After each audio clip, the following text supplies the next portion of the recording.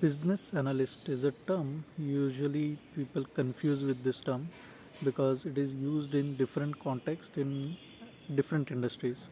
So when it is used in any management related organization, the responsibilities of business analyst are typically analyzing the business data and come out with some kind of solution. A solution maybe which could be on commercial basis or maybe on competitive basis or some other business insights that has to be derived from this role.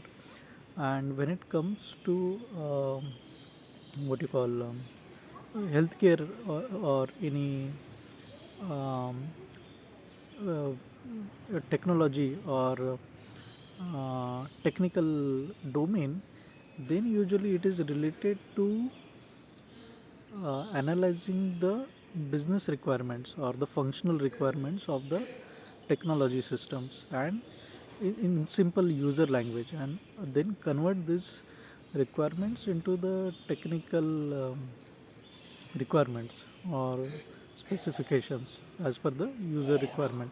So this is a kind of intermediary role who understands the functional language or the user language and the technical language. So that is the role of business analyst in the technical or technology industry. I have happened to be worked in both these industries, and that's why I'm aware of this. But apart from this, there is another type of business analyst, particularly in the financial organizations, whose role is majorly analyzing the commercial aspects or the financial or transactional data, and then come up with some kind of insights related to that particular business. So this is more on the financial modeling and all those kind of aspects.